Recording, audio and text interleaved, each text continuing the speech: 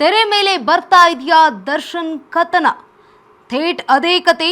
D boss ಫ್ಯಾನ್ಸ್ಗೆ ಸಿಟ್ಟು. ಶೆಡ್ಗೆ ಬಾ ಕೊಲೆ ಆ ನಟ ಲವರ್. ಹೈಕೋರ್ಟ್ಗೆ ದರ್ಶನ್ ವಿಜಯಲಕ್ಷ್ಮಿ. ಬಾಸ್ ಟೀಮ್ ಏನ್ ಹೇಳುತ್ತೆ? ಬಾಸ್ ವರ್ಸಸ್ ಡಿ ಬಾಸ್ ವಿಶೇಷ ಕಾರ್ಯಕ್ರಮಕ್ಕೆ ಸ್ವಾಗತ.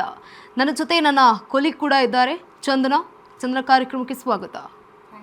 ಎಸ್, ಇದೇ ವಿಚಾರಕ್ಕೆ ಸಂಬಂಧಪಟ್ಟಂತೆ ಈಗ ಒಂದು ಬ್ರೇಕಿಂಗ್ ನ್ಯೂಸ್ ಲಭ್ಯ ಆಗ್ತಾ ಇದೆ.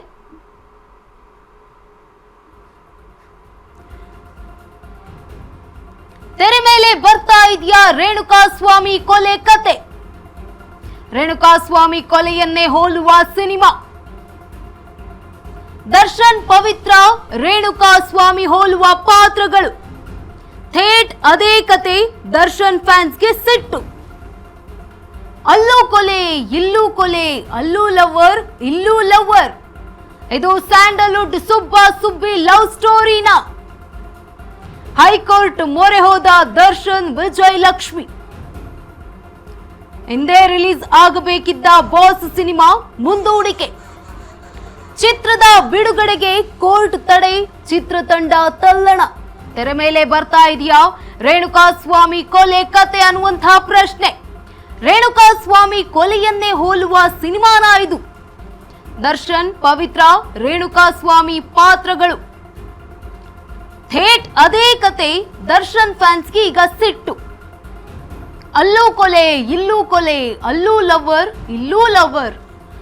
ಇದು ಸ್ಯಾಂಡಲ್ವುಡ್ ನ ಸುಬ್ಬ ಸುಬ್ಬಿಯ ಲವ್ ಸ್ಟೋರಿನ ಅನ್ನುವಂತಹ ಪ್ರಶ್ನೆ. ಹೈಕೋರ್ಟ್ ಮೊರೆ ಹೋಗಿದ್ದಾರೆ ದರ್ಶನ್ ಹಾಗೆ ವಿಜಯಲಕ್ಷ್ಮಿ. ಹಿಂದೆ ರಿಲೀಸ್ ಆಗಬೇಕಾಗಿದ್ದಂತಹ ಬಾಸ್ ಸಿನಿಮಾ ಮತ್ತೆ ಮುಂದೂಡಿಕೆ ಆಗಿರುವಂತದ್ದು. ಚಿತ್ರದ ಬಿಡುಗಡೆಗೆ ಈಗ ಕೋರ್ಟ್ ತಡೆಯನ್ನ ನೀಡಿದೆ. ಚಿತ್ರತಂಡ ಇತ್ತ ತಲ್ಲಣ ಕೂಡ ಆಗಿರುವಂತದ್ದು.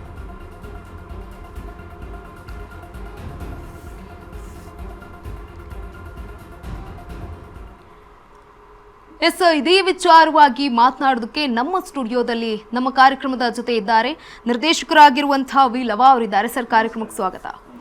ಮತ್ತೊಬ್ರು ನಾಯಕ ಹಾಗೆ ನಿರ್ಮಾಪಕರಾಗಿರುವಂತಹ ತನುಷ್ ಶಿವಣ್ಣ ಅವರಿದ್ದಾರೆ. ಸರ್, ಕಾರ್ಯಕ್ರಮಕ್ಕೆ ಸ್ವಾಗತ.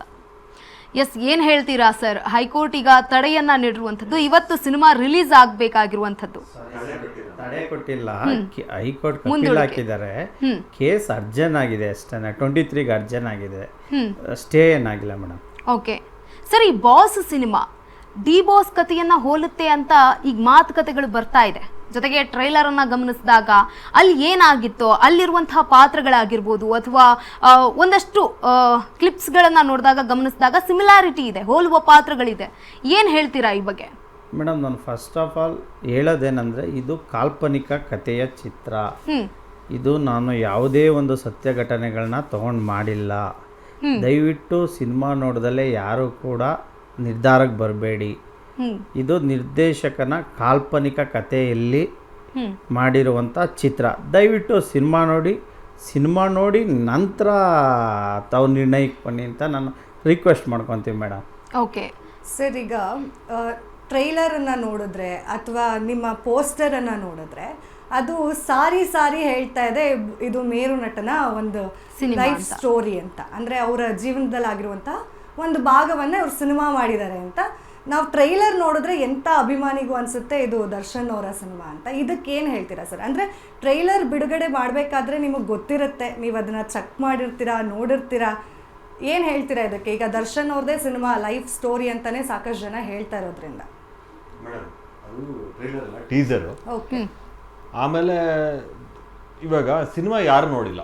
ಓಕೆ. ಸಿನಿಮಾ ನೋಡಿರೋದು ಸೆನ್ಸರ್ ಮಂಡಳಿ, ನಾವುಗಳು ಅಷ್ಟೇ ಸಿನಿಮಾ ನೋಡಿರೋದು, ಬೇರೆ ಯಾರು ಸಿನಿಮಾ ನೋಡಿಲ್ಲ. ಬರೀ ಟೀಸರ್, 1 ನಿಮಿಷದ ಟೀಸರ್ ಅಷ್ಟೇ ಅದು. ಆ ಟೀಸರ್ ನೋಡ್ಬಿಟ್ಟು ಕೆಲವೊಂದು ಇನ್ಸಿಡೆಂಟ್ ಕೋಇನ್ಸಿಡೆಂಟ್ಲಿ ಮ್ಯಾಚ್ ಆಗ್ತಾರೋ ಇನ್ಸಿಡೆಂಟ್ ಇಟ್ಕೊಂಡು ನೀವು ಅದೇ ಸಿನಿಮಾ ಅಂತ ನಾವು ಅವತ್ತಿಂದನೂ ಅದೇ ಹೇಳ್ತಾ ಇರೋದು. ನಮ್ಮ ಕಂಟೆನ್ಷನ್ ಅದೇ. ಆ ಸಿನಿಮಾ ಅಲ್ಲ. ಸಿನಿಮಾ ಥಿಯೇಟ್ರಿಗೆ ಬಂದು ನೋಡಿದಾಗ ನಿಮಗೆ ಗೊತ್ತಾಗುತ್ತೆ. ಸ್ಪೆಷಲ್ CC ನಂಬರ್, ಅದು ನನಗೆ ಆ CC ನಂಬರ್ ಮರ್ತೋಗಿದೆ. ಆ CC ನಂಬರ್ಗೂ ನಮ್ಮ ಸಿನಿಮಾಗೂ ಸಂಬಂಧ ಇಲ್ಲ. ಓಕೆ. ಇದು ಕಂಪ್ಲೀಟ್ಲಿ ಡೈರೆಕ್ಟರ್ ಕಾಲ್ಪನಿಕವಾಗಿ ಮಾಡಿರುವಂಥ cinema. Okay sir, okay fine. ಆದರೆ ಬಾಸ್ ಅಂತ ಟೈಟಲ್ ಇಡೋದಕ್ಕೆ ಕಾರಣ ಏನು? ಈ ಸಿನಿಮಾದಲ್ಲೂ ಕೂಡ ಅಲ್ಲಿ ಸ್ಟಾರ್ ನಟ ಇರುವಂಥದ್ದು, ಏನೋ ಒಂದು ಗಲಾಟೆನೋ ಅಥವಾ ಪೊಲೀಸ್ ವಿಚಾರಣೆ ಆಗಿರ್ಬೋದು, ಅಲ್ಲೂ ಕೂಡ ಒಬ್ಬ ಪೊಲೀಸ್ ಅಧಿಕಾರಿಗಳು ಕಾಣಿಸ್ಕೊಳ್ತಾರೆ, ಜೊತೆಗೆ ಒಂದಷ್ಟು ಪತ್ನಿ ರೋಲ್ ಆಗಿರ್ಬೋದು ಅಥವಾ ಇನ್ನೊಂದು ಬೇರೆ ಬೇರೆ ರೀತಿ ಆಗಿರ್ಬೋದು. ಬಟ್ ಯಾಕೆ ಈ ಒಂದು ಬಾಸ್ ಅನ್ನುವಂತಹ ಹೆಸರಿಟ್ಟಿದ್ದು, ಕಾರಣ ಏನು? ಬಾಸ್ ಅನ್ನೋದು ಒಂದು ಕ್ಯಾರೆಕ್ಟರ್ ಅಲ್ಲಿ, ಸಿನಿಮಾದಲ್ಲಿ ಒಂದು ಕ್ಯಾರೆಕ್ಟರ್. ಆ ಕ್ಯಾರೆಕ್ಟರ್ಗೆ ಎಲ್ಲರೂ ಬಾಸ್ ಅಂತ ಕರೀತಾ ಇರ್ತಾರೆ ಸಿನಿಮಾಗೆ. ಅದಕ್ಕೋಸ್ಕರ ಟೈಟಲ್ ಆಪ್ಟ್ ಆಗಿತ್ತು ಅಂತ ನಾವು ಸಿನಿಮಾಗೆ ಟೈಟಲ್ ಇಟ್ಟಿದ್ದು ಹೊರತು ನಾವು ಯಾವುದೇ ಉದ್ದೇಶ ಇಟ್ಕೊಂಡು ನಾವು ಟೈಟಲ್ ಇಟ್ಟಿಲ್ಲ. ಆಮೇಲೆ ಬಾಸ್ ಅನ್ನೋದು ಜನರಿಕ್ ವರ್ಡ್. ಇವಾಗ ನೀವು ನಿಮ್ಮ ತಂದೆಯವ್ರಿಗೆ ಬಾಸ್ ಅಂತ ಕರಿಬೋದು, ಅಥವಾ ನಿಮ್ಮ ಈ ಸ್ಟುಡಿಯೋ ಓನರ್ ಅವ್ರಿಗೆ ಬಾಸ್ ಅಂತ ಕರಿಬೋದು, ಟಿವಿ ಚಾನಲ್ ಓನರ್ಗೆ ಬಾಸ್ ಅಂತ ಕರಿಬೋದು. ಒಬ್ಬರು ದೇವ್ರಿಗೆ ಬಾಸ್ ಅಂತಾರೆ, ಆಂಜನೇಯಂಗೆ ಬಾಸ್ ಅಂತಾರೆ, ಅಪ್ಪು ಸರ್ಗೆ ಬಾಸ್ ಅಂತಾರೆ ಅಂತ ಇದ್ರು, ಯಶ್ ಸರ್ಗೆ ಬಾಸ್ ಅಂತಾರೆ. ತುಂಬಾ ಜನಕ್ಕೆ ಬಾಸ್ ಅನ್ನೋದು ಒಂದು ಜನರಿಕ್ ವರ್ಡ್.